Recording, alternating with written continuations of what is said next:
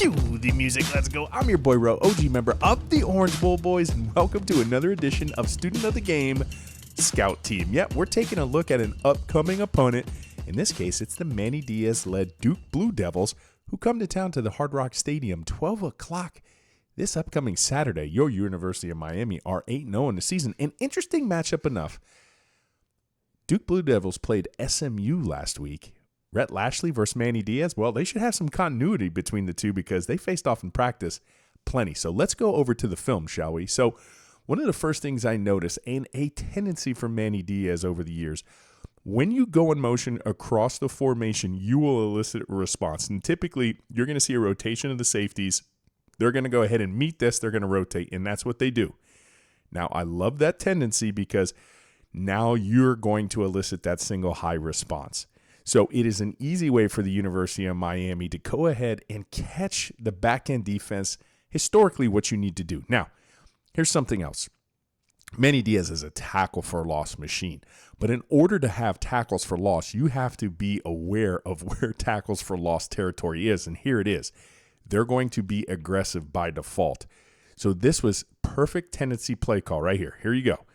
You're going to make the safety come downhill, take advantage of the rotation. There is an aggressive defensive end pinning his ears, coming downhill, looking for the tackle for loss.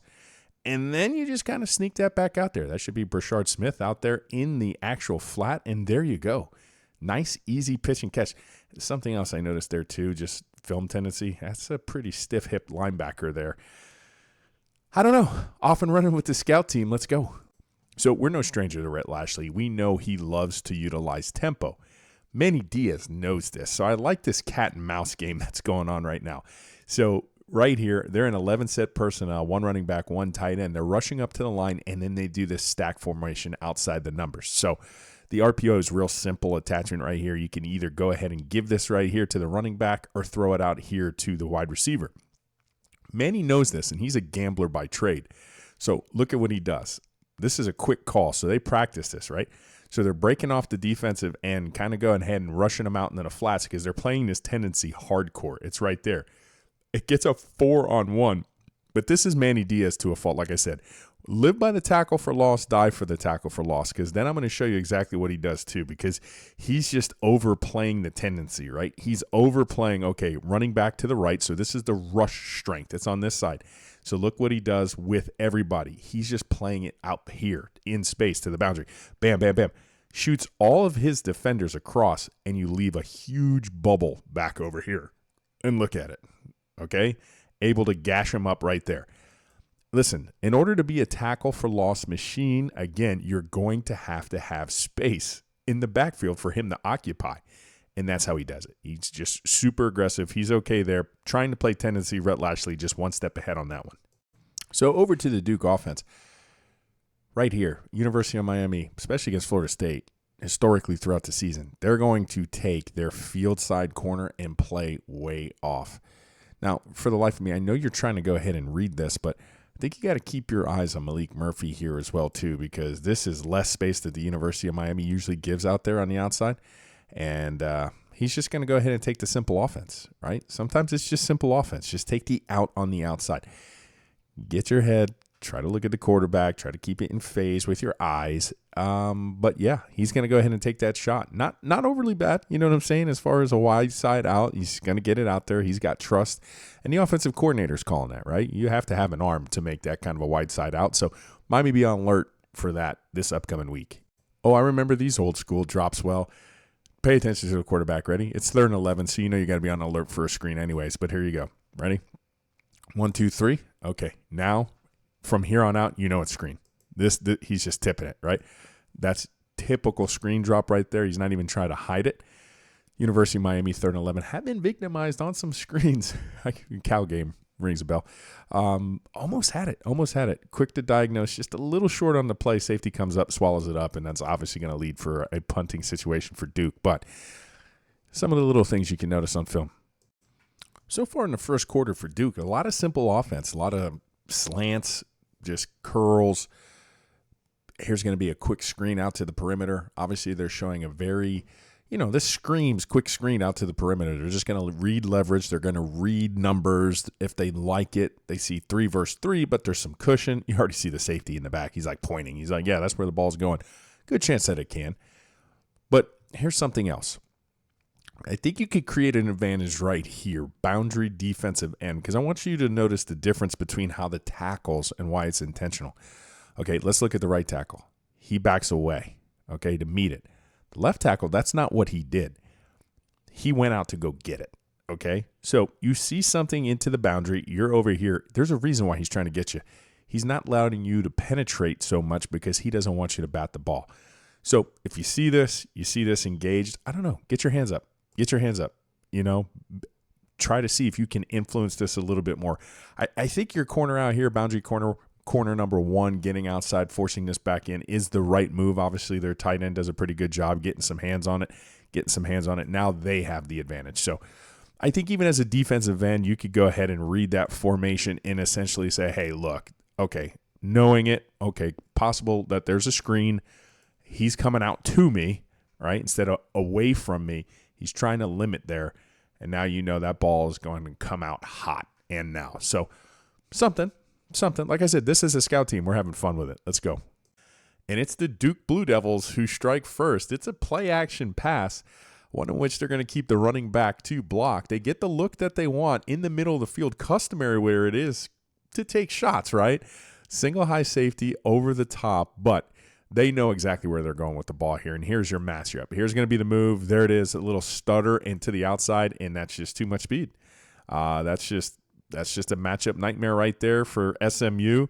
That was too easy pitch and catch. Again, in the land of pigeons, you got to notice the peacocks, and that's some speed that flashes on film. So got to really watch this here. Now, subtle shoulder warfare, it's here because I have a safety in the middle of the field. Touchdown's going back here. Why is he breaking out his hips this way? That's because Malik Murphy was looking that way the whole time. So complete intentional shot. Good job there by the Duke Blue Devils, and they're going to score first. And remember, Canes fans, we don't say bang for them. Again, motion, rotation. Okay, this is on 1st and 10. Aggressive downhill, play action, downhill, easy pitch and catch. Manny's going to rotate those safeties now. You know exactly what he's going to do. He's put it on film now for years. I think the University of Miami might actually get tested on the perimeter this week. Right here, it's like a gun 6. Interesting footwork for me, by the way, because it's like 1, 2, 3 back pedal, 1, 2, 3 side. So you're trying to buy time for your wide receiver to go downfield. Typically, it's a 5-step drop under center, right, when you're trying to do your 12 back to 10 comebacks, and in that area, 14-yard routes. So then goes ahead and throws the ball. Yeah, that's good anticipation. Okay, typically you're not going to see double moves way up there. Cornerback did a decent job there. I mean, he's relatively in phase there, but this isn't the first time he's taken a shot, a deep curl or deep stop on the perimeter, and they're running it on both sides. So, all right, DBs, might be up this week. Manny Diaz, tackle for loss machine. They notoriously are going to flow bait you. And SMU knows it. Here you go. They're going to do an end around, but look at all the bodies. This is so Manny to me. just all coming downhill because they just want to go ahead and swallow this up in the backfield. They live off that, right? If they can get you in a tackle for loss early on early downs is when they're typically more aggressive. Then they feel that they can get you later on in later downs. So there you go. They have this set up too. Just, good play right here by the corner. He misses that tackle. This thing is still off and running. But playing Manny Diaz doesn't hurt to go ahead and do some misdirection and take advantage of the flow bait. I see you, Rhett Lashley, with the midline read. So pay attention down here to the blocking scheme, right? They're going to let this one tech defensive tackle go free in. Exactly. They're going to get upfield. You know they're going to do that. So you do it intentionally. Watch. He's going to take a step in, and then he pulls right back out, right? And that's intentional, right? It's a midline read. So the quarterback's meeting midline. They're letting this D tackle get in clean. He's upfield in no man's land. Obviously, and you take advantage there. Not a bad play call. Taking this from a quarterback perspective, I don't like this at all. SMU has some turnovers on the game now. Now, this is going to be a pick. DB, you got to pay attention. This isn't all 22, so I'm limited on the film angles that we're going to have here. But what I don't like, and you got to piece this all together, this is 1, 2, 3, 4, 5, 6, 7, 8, 9, 10. So it's a 2x2 look. You can't picture this. But look at what this DB does, all right? This is number 4. He's over the 2. He's going to swing. And if you just caught that, his head turned around, right? So the quarterback's seeing him basically take himself out of the play. And then he snaps back around and undercuts this route. So, yeah. You don't really see your DBs. Again, if you could catch it there. All right, there you go. At the bottom of the screen, maybe you can see this. His head is facing this way. So for him to go ahead, latch onto the receiver, turn his back, that's just a heady play. That's just a heady play. You gotta tip your cap. Know that defenders could have the possibility to do that. Even though you see a back turn, they come back on it if they say an in-breaking route. Manny Diaz wins that one, that's for sure. Duke's going to like these double in-breaking routes now. Malik Murphy keeps throwing them. I just get visions of Trajan Bandy. It was a double slant call versus Notre Dame, and they break out the chain again. It's the same route. You're essentially got 2 up at the top, and they're going to run 2 slants. Here goes the slant at the top. Bang. Okay, so the other one's coming into picture. He's already made up his mind. Oh, right here, you were so close. That's the difference, right? That's the difference between So I guess on your 2x2 looks, it wouldn't hurt you to kind of anticipate 2 in-breaking routes, especially from that Mike position or DB2. Could be your pick 6.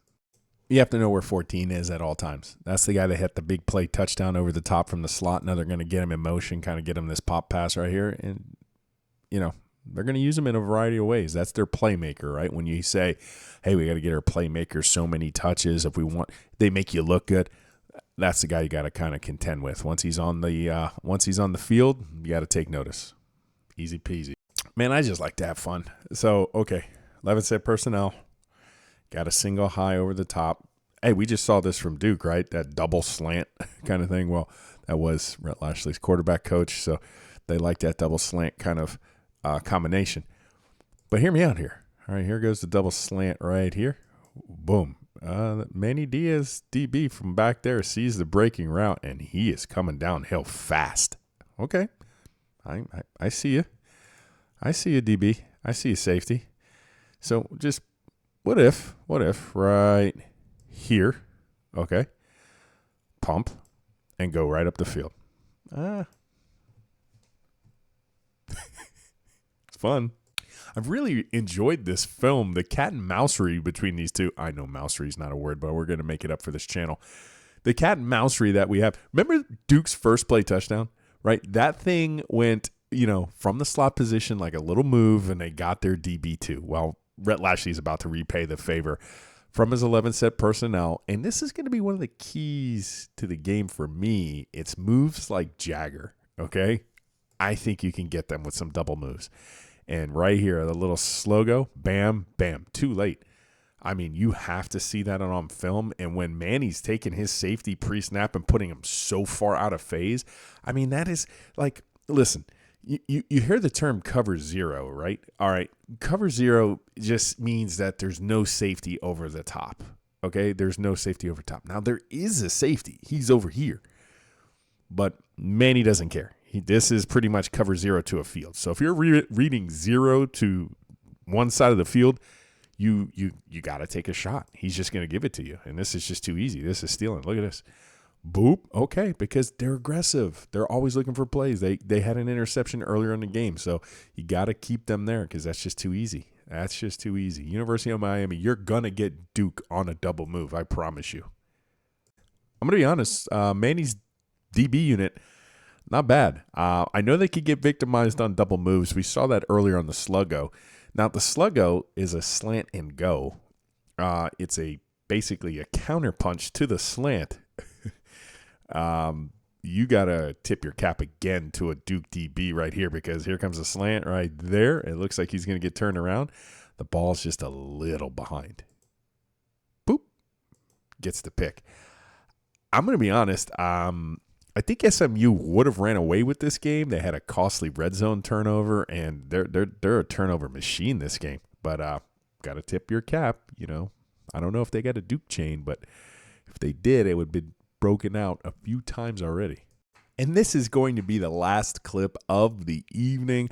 I hope you enjoyed the Student of the Game Scout team. And hello, it's me. It's Ro from the Orange Bowl Boys. I know I put myself in the lower left-hand corner this week. Hey, why not? That's Street Fighter 2 in the background, by the way. Anyways, so Manny can't help himself sometimes. All right. University of Miami had an impressive win against Florida State in the trenches. This would make it relatively easy for the University of Miami in the run game.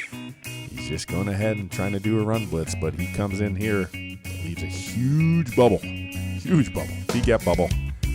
Just not always in phase with the run game. I just don't think he cares sometimes. And obviously, SMU would win it in overtime in a close one. I'm your boy Ro, OG member of the Orange Bowl Boys. Stay safe, my friends. And as always, bang.